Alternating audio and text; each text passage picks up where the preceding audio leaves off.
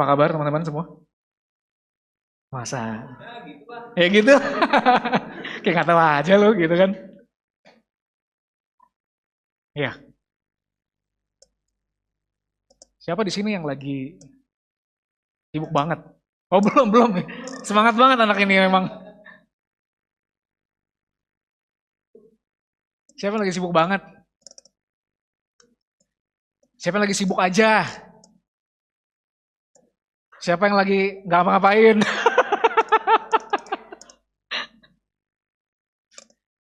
Ya kita semua punya kesibukan masing-masing guys ya. Betul ya? Sibuk cari duit, sibuk bantu keluarga, ya kan?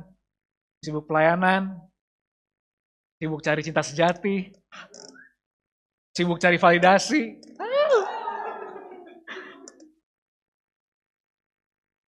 Atau sibuk yang lain? Sibuk scrolling gini-begini mungkin? Iya ya bener ya. Ya atau sibuk apa kayak lah ya.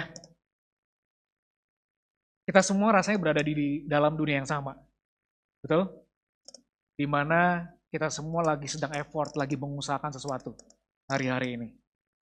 Nggak mungkin setiap kita nggak ada yang nggak effort. Pasti setiap kita lagi sedang mengusahakan sesuatu, lagi berusahakan suatu hal. Teman-teman. Dan di dalam effort itu kadang kita menang. Amin. Tapi sayangnya kadang kita juga harus menerima kekalahan. Kalau boleh diukur lebih banyak mana? Menangnya atau kalahnya teman-teman? Jujur lah, jujur, jujur, jujur. Yang lagi menang, yang lagi menang. Menang tuh gini loh guys, teman-teman tuh yang tadinya doa, minta sesuatu, udah mulai ada setitik celah harapan gitu loh. Misalkan udah dapat pekerjaan mungkin, income yang lebih baik mungkin, atau udah mungkin dapat cemewe mungkin ya, kita nggak pernah tahu ya kan. Apa tuh cemewe ya? Gebetan lah gitu ya. Udah mulai dapat, hah? Hah? Enggak, ini Bekasi bro. Ah, iya. Kalian kalian dari mana sih guys? Dari Jakarta ya? Ah, dari Mars. Oh, dari Mars. Pantesin. Oh, pantesan. Iya, kita hidup lagi sedang ada di dalam budaya yang terus kayak dikejar-kejar. Ada yang berasa? Padahal sih kayaknya nggak ada yang ngejar gitu, tapi kayaknya ada aja yang ngejar di hatimu gitu loh. Di dalam pikiranmu, di dalam jiwamu. Tandanya apa? Kalau lagi diam, nggak bisa diam. Kalau lagi waktu mikirin Tuhan, malah mikirin yang lain. Itu udah tanda gitu teman-teman. Ini berlaku buat semua hal, berlaku buat semua kalangan teman-teman ya. Dan teman-teman entah kenapa temanya sebenarnya hari ini tuh lebih mengarah kepada uh, redefining success. Sukses. Gitu ya. Entah kenapa tim kita ini mempercayakan kepada saya. Artinya kenapa? Saya curiga nih bentar lagi saya jadi orang sukses. Bener gak? Udah sukses. Udah sukses Billy. Kenapa lu kayak gitu? Salah.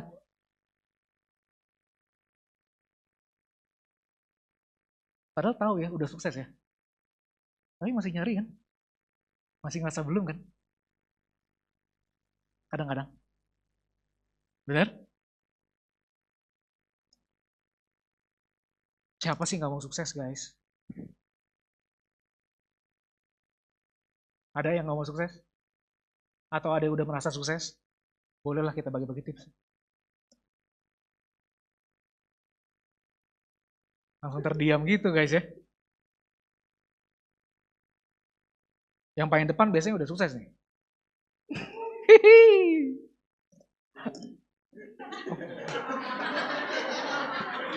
Pinter. Baru menunjuk lo gue.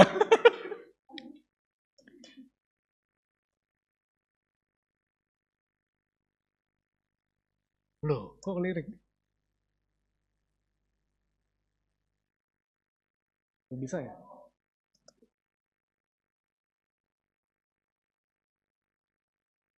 Tim musik saya undang maju ke depan kita nyanyi sama-sama ya. Ya. Gue tahu ini bawa sih. Cuma tadi nggak mau, emang tadi nggak mau.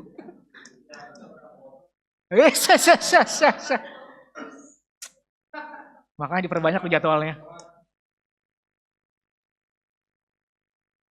Ya. Tanpa sadar kita tuh lagi ada di hustle culture sebenarnya. Ya kan? Hustle culture itu mulai populer sekitar tahun 2017 guys. Trennya itu wabahnya ini menyebar ke dalam gen milenial dan gen Z. Gitu. Di mana kesibukan yang tinggi dianggap sebagai simbol kesuksesan. Jadi kalau lagi gabut berasanya, ya nah, lebih parah lagi kan. Berasa seperti sampah, tidak berguna gitu guys ya. Hustle culture itu merujuk pada gaya hidup yang menuntut seorang untuk bekerja keras, cepat, secara terus-menerus, hingga melampaui batas kemampuan dirinya. Gitu. Jadi kita ada hidup di dalam daerah yang seperti ini teman-teman. Gitu.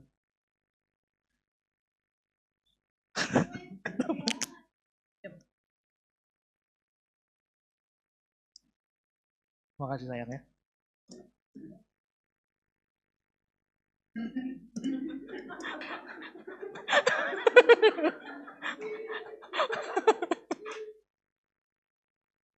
Saya mau ngomong apa tadi? Lupakan saya. Kok nggak kelihatan tulisan-tulisan kecil ini ya? Oke.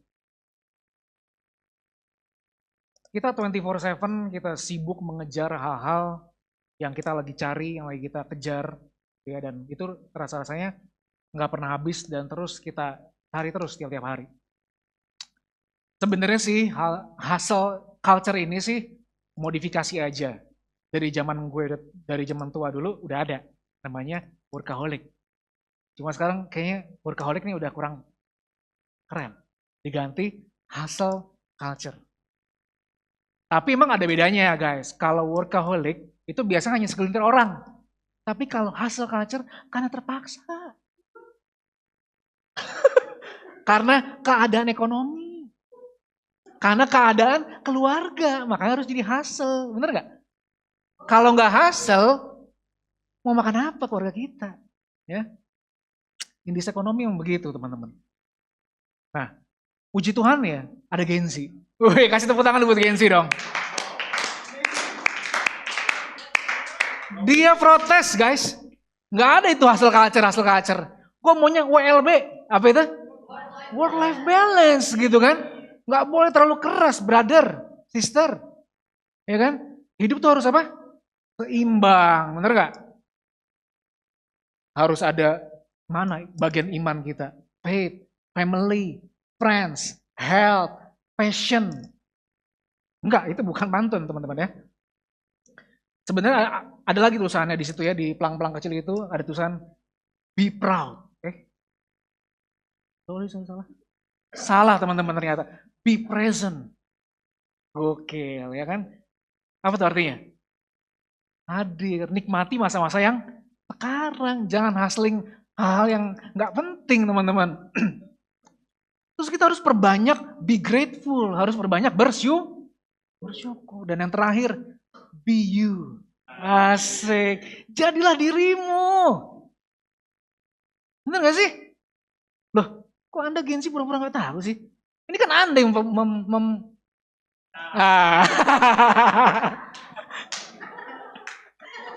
Ini kan Anda loh yang senang kayak gini-gini loh, bener nggak? Hustling buat apa? Kita cari apa? Work life balance dong, gitu ya. Balik ke hustle culture sedikit. FYI aja, teman-teman tahu nggak? Di Cina itu lagi ada tren, saking orang tuh ya nyari side hustle. Kan.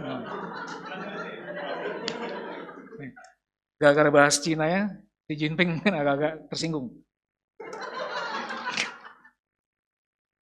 Kita tuh, kok kita kan dia? Oke, tren di China ada tren pacaran, side hustling bareng-bareng, tahu nggak?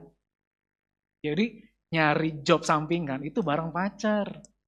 Positif nggak? Kerja bareng, ngonten bareng, cari cuan bareng. Kalian kalau pacaran ngapain? Kok langsung ke sana? Takut banget. Living together ya. Aduh. Jangan ya. Jadi sampai saking otaknya cuan-cuan dan segala sesuatu nggak cukup, akhir terpaksa harus side hustling. Dan bahkan kalau bisa pacaran juga harus cuan. Itu yang terjadi di China. Makanya China itu majunya pesat banget kan. Kebayang aja, cintanya aja bareng, nyari pakai duit bareng-bareng tuh. Keren ya? Tapi, udah mulai curiga ya. Tapi sayangnya, ini teman-teman. Setiap kemajuan manusia atau perubahan budaya hanyalah sebuah upaya untuk meraih lagi-lagi namanya kesuksesan. Jadi mau perubahan budaya kayak mau dari WLB kayak dari WIB ke WLB kayak terserah lah pokoknya apapun istilahnya terserah gitu ya. Tapi ujung-ujungnya kan pengen sukses, benar gak? Dan kalau mau ditarik garis lebih dalam lagi, sebenarnya itu semua untuk sang self. Benar gak? Semua hasilnya, semua upayanya, semua pelayanannya untuk siapa? Baik lagi ke aku lagi. Aku lagi dan aku lagi. Gitu.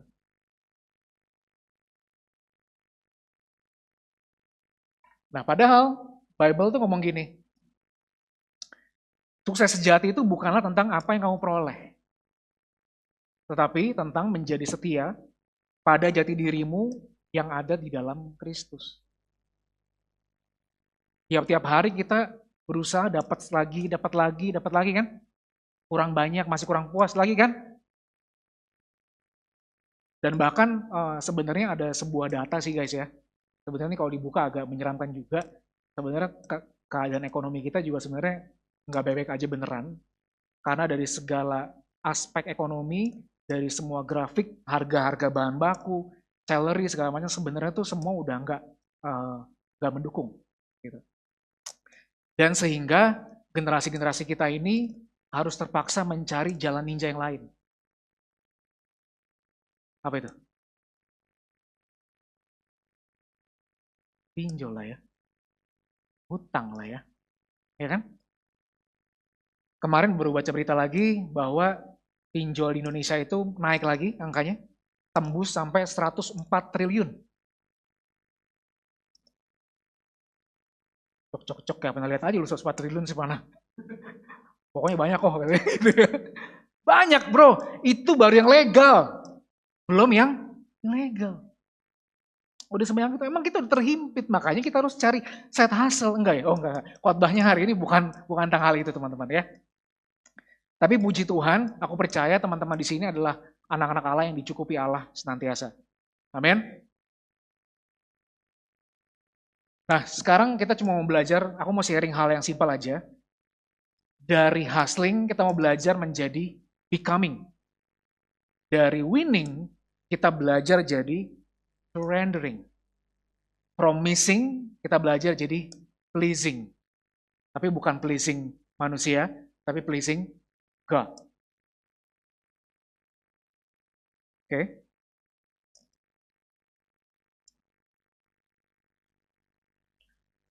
Sekarang gini, teman-teman. Becoming itu maksudnya apa sih kok? Ya lagi-lagi kita nggak jauh-jauh akan membahas dan mempertebal masalah identity. Oke. Teman-teman tahu waktu Yesus pertama kali khotbah. Kira-kira nih ya, kalau kita baru belajar firman, terus kita mau dipercayakan khotbah gitu. Nah biasanya kalau khotbah yang pertama itu kita persiapin dengan baik banget gak pasti? Pasti nggak? Baru mulai, baru mau khotbah, oke? Materinya pasti daging atau ecek-ecek. Pasti daging banget, bener nggak? Tapi bukan kedagingan guys ya, maksudnya berisi gitu loh, berbobot biasanya, gitu ya. Makanya Yesus ketika dia pertama kali berkhotbah, dia tulis gini, ucapan berbahagia. Dia khotbah di bukit. Bahasa Inggrisnya mengatakan beatitudes. Dan bukan bermaksud untuk cocok logi, beatitudes kalau di-split menjadi beatitudes. Betul? Artinya bersikaplah. Berbahagialah dan sukseslah dan diberkatilah orang-orang yang miskin karena ia adalah mempunyai kerajaan Allah. Berbahagialah atau diberkatilah atau sukseslah orang yang lemah lembut karena ia akan memiliki bumi. Berbahagialah orang yang murah hati karena ia akan beroleh kemurahan. Berbahagialah orang yang suci hatinya karena dia akan melihat Allah. Berbahagialah peacemakers atau orang-orang yang membawa damai karena ia akan disebut anak-anak Allah. Jadi khotbah pertama Yesus nggak nyuruh lu pade sama gue, itu hustling, kerja keras. Nggak dimulai dengan usaha, teman-teman. Tapi dimulai dengan bersikap. Boleh sama-sama katakan bersikap. Apanya yang bersikap? Hatinya, jiwanya bersikap seperti orang-orang kerajaan Allah atau warga kerajaan Allah. Yang Tuhan lihat adalah sikapnya, perilakunya, dan karakternya. Dan khotbah ini dilanjut, khotbah yang udah sering banget teman-teman dengar tentang khotbah terang dan garam dunia. Kamu adalah garam dan terang dunia. Coba ngomong sama kanan kirinya, lu garam. Nggak usah dijilat guys ya, jijik. Sekali lagi, lu terang.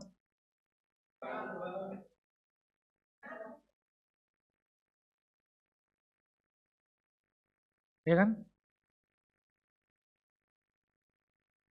Bapak Ketua kita, Pastor Agus mengatakan, bersabda, aktivitas tidak boleh mendahului identitas. Makanya kita mau belajar. Daripada lu hustling, mendingan lu becoming.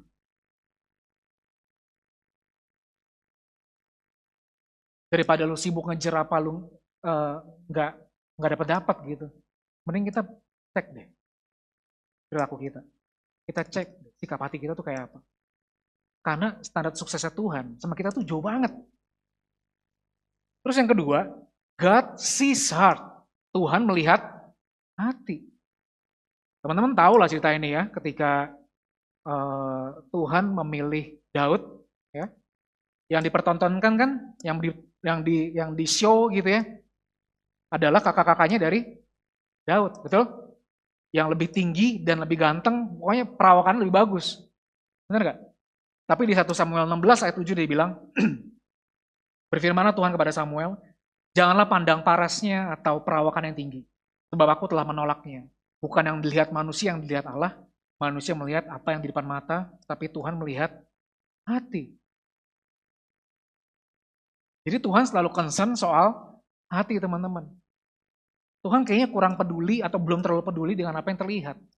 Karena buat Tuhan yang terlihat itu gampang sebenarnya. Yang susah, yang dibawa kepada kekekalan adalah hatimu. Yang ketiga, ada bahayanya ternyata. Kalau kita sibuk doing without being. Kalau kita sibuk melakukan sesuatu, hustling sesuatu, sibuk sana sini, tapi kita nggak jadi being yang benar seperti apa yang Tuhan mau. Contohnya siapa? Jelas, Saul. Saul punya jabatan nggak? Punya. Tapi hati benar nggak? Enggak. Salomo punya hikmat nggak? Punya. Punya kekayaan nggak? Punya. Tapi hatinya terong, menyimpang. Orang Farisi termasuk mega church nggak pada zaman itu? Mega church bro. Iya kan? Dia secara pelayanan apa? Wih keren. Bener nggak? Secara struktural, meskipun oke lah, mungkin lightingnya belum ada pada saat itu ya. Manual aja nih, ya brosis ya, pakai matahari, masih panas. Tapi struktur terbaik pelayanan itu dimiliki oleh ahli-ahli Taurat dan orang-orang Farisi pada saat itu. Dia sukses secara pelayanan, tapi hatinya kosong. Nggak bisa mengasihi. Kalaupun mengasihi, ujung-ujungnya transaksi. Selalu gitu polanya. Jadi maupun di dalam dunia pekerjaan atau dunia pelayanan, doing without being, itu semuanya akan bahaya teman-teman. Gue belajar sih satu hal. Oke lah, mungkin teman-teman lagi struggle sesuatu. Teman-teman mungkin mencari kesibukan untuk menutupi sesuatu. Ya. Atau lagi menghindari satu jenis dosa sesuatu gitu ya. Yang tahu-tahu aja ya kan. Tapi percayalah, by riset. Mau kita sibuk apapun, selama akarnya itu nggak ditutup, lubangnya itu nggak ditutup dengan Kristus, kita akan capek lagi, kita akan haus lagi, kita akan lapar lagi. Dan nggak akan pernah hilang keresahan di dalam hati ini. Ya. Jadi teman-teman, kalau gue boleh saran,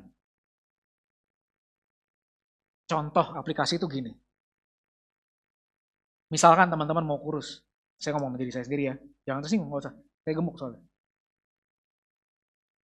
Jadi jangan gini, jangan saya mau kurus, tapi ubah menjadi gini, saya mau menghormati dan menghargai tubuh sebagai bait Allah. Saya mau kaya. Ganti dengan apa? Saya mau jadi pengelola yang setia, rajin, dan murah hati di dalam memberi. Jadi fokusnya jangan kaya-kaya mulu. Jangan cari kekayaan terus. Jangan cari kekuasaan terus. Berlubang lagi, haus lagi, nanti missing lagi dia percaya deh. Tapi mau jadi pengelola yang setia, rajin, dan murah hati. Percaya teman-teman ya, kalau kamu mau kaya, Tuhan sih bisa aja kasih kaya. Tapi kalau Tuhan kasih cepat-cepat, lu hilang gak sih? Tuhan tahu persis itu. Kalaupun lu dipercayakan kekayaan, pasti bocor lagi. Dipakai untuk hal yang enggak lagi. Tuhan lebih tahu. Benar gak? Capek dengan keuanganmu yang gitu-gitu aja. Datang dong ke seminar Financial Breakthrough. Lumayan ya, bantu-bantu pengumuman nanti kali aja nanti ada yang mau apa? Announce gitu kan. Kita perlu belajar soal keuangan. Kita perlu pengelolaan. Jadi jangan lu sibuk cari kaya, tapi ngelolanya udah baik belum? Sikap hatinya nerima yang sedikit, banyak udah sama atau belum? Yang sedikit aja ngeluh, yang banyak, enggak kok, gue pasti bersyukur. Curiga saya, gak percaya. Ya. Atau gini, saya mau pasangan kok, kayak Jungkook. Jungkook apa Jungkook sih teman-teman? Jungkook. Atau aku mau pasangan kayak Jimin. Nah, siapa tuh Jimin? Temannya ya, Haji Jimin. Oh, Pak Haji dia ternyata. Atau yang cowok-cowok, gue pengen pasangan kayak Lisa Blackpink. Dah. Atau kayak Jennie gitu ya, Blackpink. Black Mamba, itu bukan tuh ular ya teman-teman. Itu ular ya, maaf ya. Tapi rubah, dari lu yang banyak maunya rubah. Gua mau jadi pribadi yang siap dalam kasih dan karakter.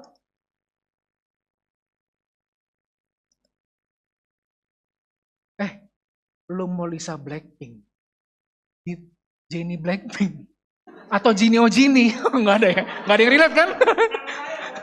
Belum lahir ya. Lu mau cantik kayak apa? Udah nikah mah hilang itu semua, percaya sama gua. Yang bertahan, bukan. Lu jangan framing, tar dulu. Yang bertahan dalam pernikahan itu adalah kasih dan karakter, teman-teman. Loh, perlu bukti. Nih, sekarang ya, kalau teman-teman buka berita yang selingkuh, rata-rata orang jelek apa orang cakep? Dua-duanya ya? Enggak, gini loh. Yang selingkuh, pasangannya itu cenderung jelek atau cantik, atau cakep atau ganteng. Cakep loh sebenarnya loh, bener gak kalau boleh jujur loh? Nggak usah ke sana-sana. Itu lain case ya teman-teman ya. Tapi terbukti nggak teman-teman bahwa fisik itu kadang-kadang seringkali nggak jaminan. Makanya kita harus bersiap sedia di dalam kasih, juga di dalam karakter kita. Aduh, tinggal 3 menit nih, cepet banget ya. Saya mau baca kitab selama 1 tahun. Ada yang kurang nyoba? Berhasil? Sama ya teman-teman ya. Kita mulai belajar ganti teman-teman. Jangan fokus ke hasil, tapi gini. Saya mau cinta sama firman Tuhan, gimana ya caranya? Beda loh. Disiplin sih boleh teman-teman ya. Tapi kalau nggak ada cintanya, lu paling bertahan 1 bulan, 2 bulan, 3 bulan. Masuk bulan keempat, tewas. Bible plan lu. Bener, kalau nggak ada cintanya, tewas. Mulai belajar bagaimana supaya caranya aku mencintai firman Tuhan. Nggak usah ngejar target, harus selesai segala macam lah. 1 ayat aja hidupin, 1 ayat aja hidupin. Buktikan bahwa ayat itu hidup. Dan itu akan hidup dan nggak akan terasa membosankan. Oke. Selanjutnya. Wah, siapa tuh? Kita mulai masuk ke winning. Siapa itu teman-teman? Lucy. Akrab ya. Sering dengerin dia tiap hari. Panggilan akrab soalnya ke orang gereja. Lucy, Luz, Cifer, Besti. Besti? Enggak.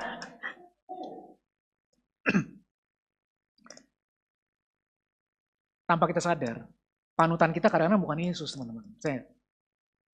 Panutan kita itu dia. Mau gue kasih gombal kudus gak? Tapi tolong koordinasinya ya. Belum, sabar.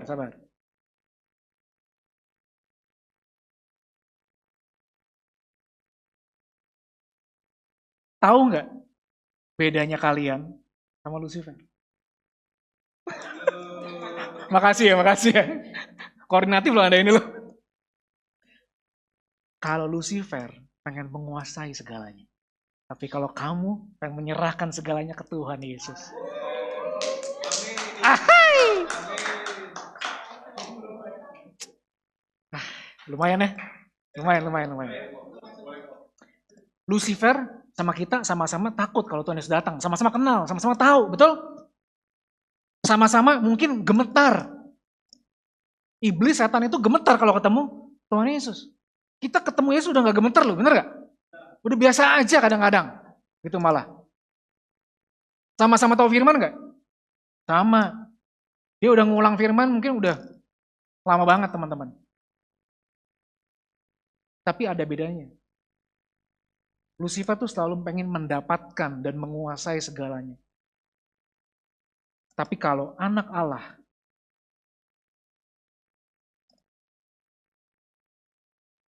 itu beda.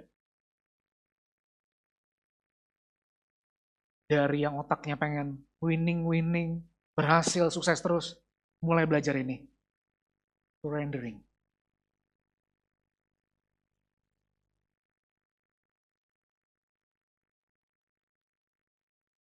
Bedanya, Lucifer tuh nggak berserah. Dia banyak bisanya nggak Lucifer? Setan tuh banyak bisanya nggak? Banyak. Melakukan mujizat bisa? Ngasih lu kekayaan bisa? Hah? Cariin lu cinta bisa? Cari jalan keluar buat hidup lu bisa? Tapi dia tidak pernah memilih untuk berserah atau surrender kepada Tuhan. Dia mau memprioritaskan hidup. Sederhana sih kata-katanya, berserah. Tapi yakin kita udah berserah sama Tuhan.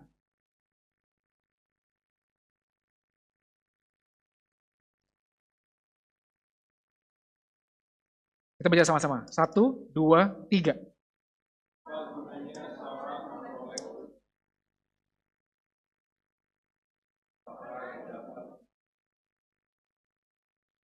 Iya, bahkan Alkitab udah tulis teman-teman.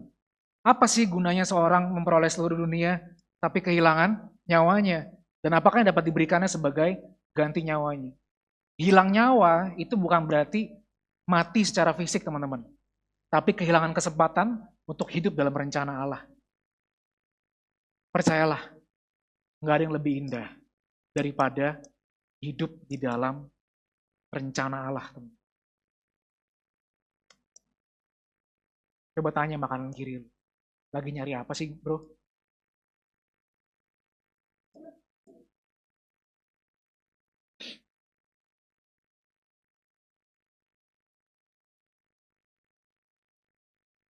Karena kalau kita terus sibuk cari, kita dapat sih, tapi ujung-ujungnya missing lagi, kehilangan lagi, gitu ya.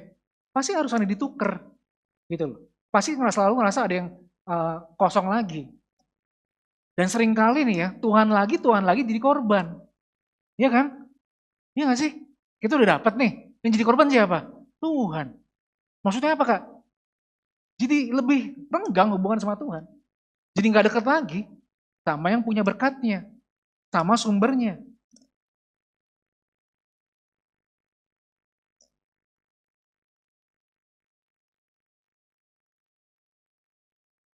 Kolose 1 ayat 10 bilang gini, udahlah teman-teman, daripada sekarang kita kehilangan terus, kita ngerasa kosong terus, kita mulai belajar yuk, secara aktif, untuk menyenangkan siapa? Tuhan. Kolose 1 ayat 10 bilang gini, dengan demikian, kalian tuh dapat hidup menurut kemauan Allah, dan selalu menyenangkan hatinya. Sehingga dalam segala sesuatu, kalian dapat menghasilkan hal-hal yang baik dan bertambah-tambah dalam pengenalan akan Allah. Teman-teman, kalian itu, kita semua, bukan berarti tadi ya, kita udah ngomongin dari yang hustling menjadi becoming, ya kan? Dari yang winning menjadi surrendering, terus kita jadi nggak ngapa-ngapain dong, Kak. Enggak, justru ayat ini bilang apa? Justru kalau kita menyenangkan hatinya, nggak bisa enggak, kita pasti akan apa? Menghasilkan hal-hal yang baik. Itu udah nggak perlu dipaksa, udah nggak perlu ngeden, itu pasti akan keluar. Karena kita lagi menyenangkan Allah kita, teman-teman. Ya. Jadi kita berharap begini ya, chasing success no lah ya. Tapi start pleasing God, yes. Karena kan capek, teman-teman. Kita hidup terus hustling, winning, missing lagi, repeat, ngulang begitu lagi. Kan lebih enak begini, benar gak? Kita perbaiki attitude kita bersama dengan Tuhan. Kita mulai menyerahkan segala usaha dan rencana kita, waktu-waktu kita, dan kita mulai belajar menyenangkan hati sang raja, teman-teman.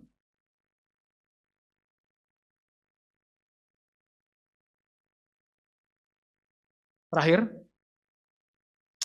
cepet banget ya.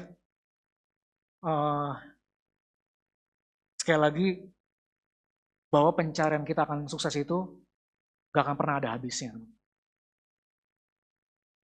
Tapi ketika kita memandang bahwa gini, kenapa sih masalah itu tuh diizinkan hadir dalam kehidupanku? Kenapa sih keluarga ini kok seperti keluarga cemara yang indah, sampai kita bisa bernyanyi, harta yang paling berharga adalah tuh kalah, katanya parah banget, parah banget, kacau, gak ikutan lah kalau politik.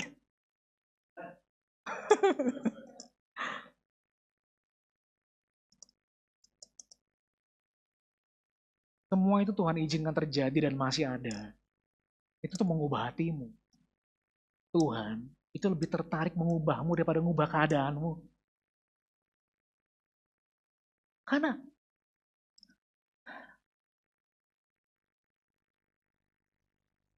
tanyalah orang-orang sukses di tempat ini ya. Tanya ke Agus, tanya. Dia bisa berhasil menyenangkan hati Tuhan seperti ini. Dipromosi sama Tuhan seperti ini. Apakah dia mengejar kekayaan di Gunung Kawi? Kan enggak kan? Enggak kan, bener gak? Dia melakukan apa? Cuma melakukan firman aja loh, gitu loh. Cuma taat aja. Kalau diinjak mengampuni, ya kan? Kalau dia minta tolong, ditemenin sama dia, ya enggak? Kalau seharusnya mungkin ada orang yang minta menuntut keadilan, dia kasih keadilan dari Tuhan mungkin gitu. Cuma firman aja yang membuat sukses kehidupan seseorang. Percaya deh teman-teman, yang bikin kita capek setiap hari, karena kita kejar ini. Kita kejar sukses gitu. Nah ini terakhir.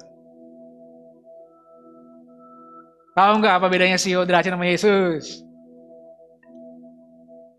Lucu ya, sederhana bukan berarti tiada ya. Ini mama kalian relate kali, bapak-bapak kalian ya, suka scrolling Dracin ya kan? Pengen jadi CEO ya guys ya. Nyamar jadi apa dia biasanya? Pengemis. Nyamar jadi nyamar jadi pemulung. Nyamar jadi apa lagi? Orang sakit emang ya? Kau tahu? Nyamar jadi OB, nyamar jadi keyboard, enggak ya? Enggak usah ya kejauhan ya. Dia menyamar, dia mau berusaha mencari cinta sejati, dia mencari cinta yang tulus, nyamar jadi orang biasa, melihat hati, bukan harta, ingin pasangan yang menerima apa adanya. Tapi itu Yesus beda guys. Yesus malahan ya, datang ke bumi ini, dia nyamar loh, jadi siapa? Jadi manusia. Tapi kalau CEO Dracin ini nyari cinta yang tulus, tapi dia sengaja nyari orang-orang yang gak tulus. Aneh. Aneh banget gak sih Tuhan Yesus gitu loh. Yang ngetren mah CEO Dracin dong yang viral, bener gak? Nyamar buat cari cinta yang tulus. Kita aja sampai kepikiran kalau kita ketemu orang, nih jangan-jangan nih nyamar nih orang, bener gak? Jangan-jangan asli kaya nih, bener kan? Tapi Yesus tuh gak pernah seperti itu. Dia malah mencari orang-orang yang gak tulus, sama-sama nyamar jadi manusia. Yesus itu dikejar.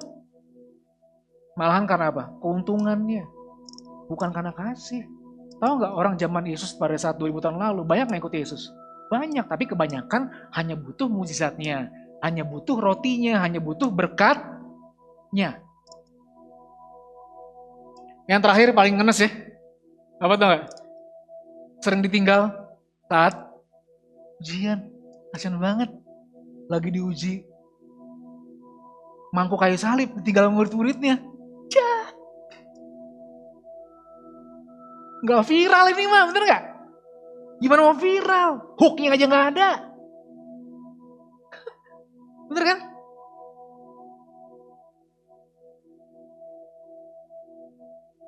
Buat dunia, salib itu adalah kegagalan terbesar loh. Halo? Gagal loh sebenarnya salib itu. Tapi buat surga, salib itu adalah apa? Kemenangan terbesar teman-teman. Kesuksesan yang terindah. Bisa gak ngeliat ini? Susah kak? Sama gue juga susah ngeliatnya. Dari mana ngelihatnya? Orang mati di salib sukses? Enggak lah. Kalau sukses tuh yang pakai Ferrari warna merah tuh ya. Bener nggak? Yang pakai apa lagi? Jam tangan apa? Apa merek apa? Patek apa tuh? Rolex Casio murah kocak. Hah? Nyamar. Apa? Tanda sukses apa? Yang lu lihat di scrolling. Punya apa? Foto value apa? Trading ya bro ya? Bener. Kalau hijau, gas. Kalau merah, jangan diposting. Hari-hari ini dulu dunia tuh lagi ngejar sukses tuh yang terlihat semua. Dan tanpa sadar kalau kita terus, kita akan kebawa ke sana. Pertanyaannya gini, butuh gak kita gituan? Butuh. Tuhan tahu gak apa yang kita butuhkan? Tahu juga sih. Lagian ya, Tuhan tuh gak akan biarin hidup kita tuh gitu-gitu aja, percayalah. Dia akan perlengkapin. Banyak orang cuma sampai imannya dipelihara. Maaf nih. Kalau dipelihara kesana tuh, maaf, tar dulu nih ya. Kayak cuma dikasih makan doang, yang penting hidup gitu loh. Loh, tapi Tuhan berjanji dia pengen ngapain? Mendandani kamu. Bunga bakung di ladang aja lebih indah daripada Salomo dengan segala kemegahannya. Bunga bakung, coy.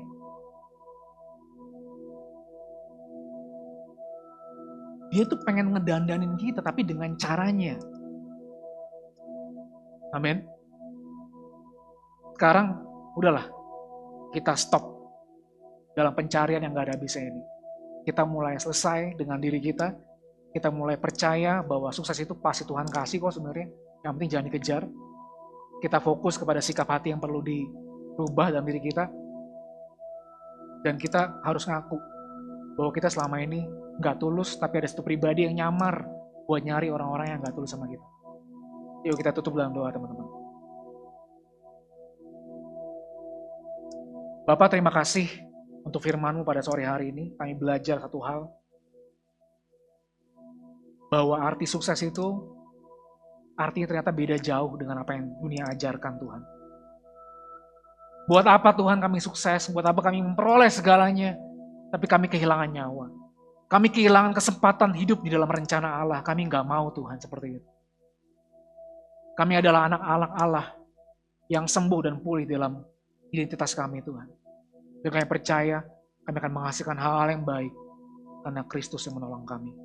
Karena Kristus yang menopang kehidupan kami. Terima kasih Tuhan, di mata-Mu kami sudah sukses.